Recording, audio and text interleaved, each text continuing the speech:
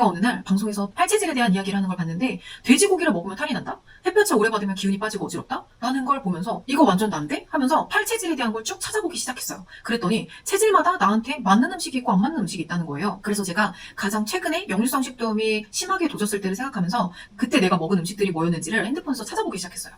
내가 그때쯤에 뭘 먹고 살았나 보니까 죄다 제 체질에 맞지 않는 음식들을 먹고 지냈더라고요. 반면에 치킨이나 소곱창은 심지어 야식으로 먹어도 속이 엉치거나 불편했던 적이 없습니다. 여러분, 역류성 식도염의 관리는 결국엔 내 몸을 내가 어떻게 다스리고 사느냐에 따라 달려 있습니다. 그래서 나의 체질이 어떻고 이 체질은 뭘 먹어야 좋은지 어떤 생활 습관을 피해야 하는지를 정확히 알아야 이 지긋지긋한 재발의 고리를 끊어낼 수 있습니다.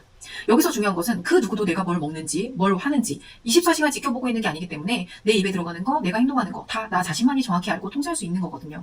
남들에게는 보약이 되는 음식이 저에게는 독이 될 수 있습니다. 또 나에게는 보약이 되는 음식이 남들에게는 독이 될 수 있죠. 제가 여러분의 체질을 간단하게 분석할 수 있는 팔체질 자가 테스트를 이 댓글에 남겨놓을게요. 팔체질을 통해서 어떻게 활용하면서 역류성 식도염을 극복해 나갈지에 대해서도 찬찬히 풀어드리겠습니다. 일단 팔체질 테스트하는 거를 알려드릴게요. 사이트를 들어가면 자가검진 시작하기로 누르셔서 문제가 한 28개가 되거든요. 본인이 평소에 어떤 식습관이나 생활습관을 가지고 있는지 생각을 해보면서 하나하나 체크해보세요. 하다 보면 여러분의 체질이 이렇게 딱 나오는데 저 같은 경우에는 수은 체질이 나왔거든요. 여기를 보시면 수은 체질은 어떤 체질이냐, 팔체질 중 위장이 가장 약하다, 몸이 차다, 소식이 최선의 보약이다, 만성 소화불량, 위하소, 위염, 저혈압, 냉증이 있다.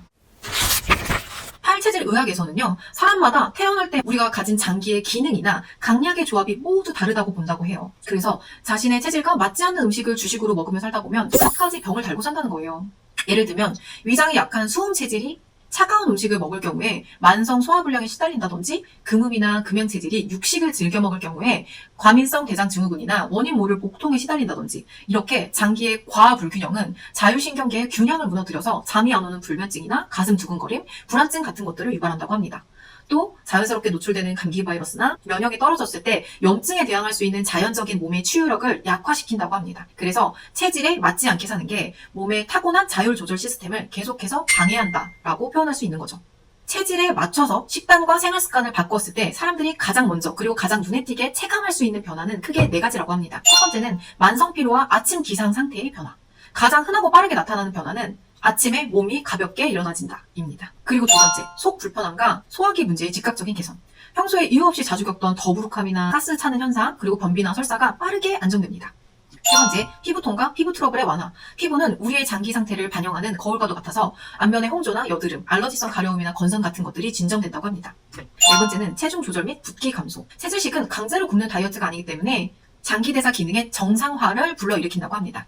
그래서 팔체질을 어떻게 활용해서 역류성 식도염을 극복하면 좋을까요? 저는 5개의 단계를 제안드립니다. 첫 번째는 나의 체질이 무엇인가 팔체질 파악하기. 두 번째, 내가 먹어도 되는 음식과 먹지 말아야 할 음식을 파악하기. 세 번째, 내가 해도 되는 활동, 그리고 하면 안 되는 활동에 대해서 파악하기. 네 번째는 나에게 이로운 음식과 활동, 해로운 음식과 활동 표로 만들어서 가까운 냉장고에 붙여놓는다거나 주머니에 넣어놓는다거나 해서 매일 보면서 지키면서 살기. 5번째, 내가 먹은 음식이나 특별히 한 행동이나 이벤트를 기록해놓고 하루 중 느껴진 어떤 증상이나 몸 컨디션을 기록해놓기. 5개의 단계로 나누어서 내 체질에 맞게 생활을 하다 보면 역류성 식도염에도 정말 눈에 띄게 나아지는 변화를 겪으실 수 있으실 겁니다. 저는 단적인 예로 제가 이 팔체질에 대해서 알아본 이후로 고기는 돼지고기를 절대 먹지 않고 소고기, 닭고기, 오리고기 위주로 먹었고, 또 커피도 마시지 않고 따뜻한 물을 많이 마시고, 제가 수은 체질이라서 땀을 많이 빼는 사우나를 간다거나 아니면 햇볕을 오래 쬐다거나 그런 게 안 좋다고 했거든요. 그래서 제가 정말로 어렸을 때부터 햇볕을 오래 쬐는 그 운동장 조회라고 하죠. 학교에서 하는 운동장 조회. 운동장 조회하면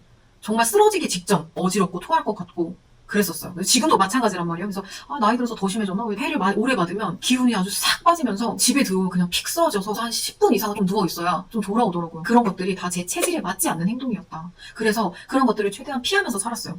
돼지고기 피하고, 햇볕 오래 받는 거 피하고, 그리고 땀 많이 내는 거, 사우나 같은 거 피하고, 그렇게 며칠을 지냈더니 정말로 밤에 잠도 잘 오고 위산 역류하는 것도 많이 줄어들었는지 원래 항상 목이 좀 따끔따끔 아프고 이물감도 느껴지고 가슴 통증도 있고 그랬거든요. 어느 순간 왜 목이 오늘 안 아프지? 이렇게 되는 거예요. 그래서 이게 진짜로 내 체질에 맞게 사는 게 이렇게 중요하구나 라는 걸 정말 절실하게 깨달은 요즘이고요. 오늘 같은 경우는 제가 가족들이랑 모임을 하느라고 중식집에 가서 짬뽕이랑 탕수육을 먹었거든요. 그리고 먹고 나서 오랜만에 커피도 마시고 돼지고기도 먹었는데 약간 소화가 안 되는 듯이 배가 좀 아프고 부글부글 한다고 해야 되나? 그게 맞지 않는 느낌이 확실히 들어요. 그래서 이거를 좀 장기적으로 해보면 좋겠다 싶어서 한 달 정도를 제가 지켜볼 예정이고요. 제 체질에 맞는 음식을 먹고 체질에 맞는 행동만 하면서 체질에 맞는 생활을 한 달 동안 해볼 예정이고요. 그 과정을 제가 쇼츠로도 올릴 거고 두 번째 이야기로 영상을 또 올릴 예정입니다. 여러분 꼭 기다려주시고 여러분도 팔체질 자가진단 테스트 해보시고 꼭 한번 삶을 제한해 보시기 바랍니다. 그럼 다음 영상에서 만나요. 안녕. 감사합니다.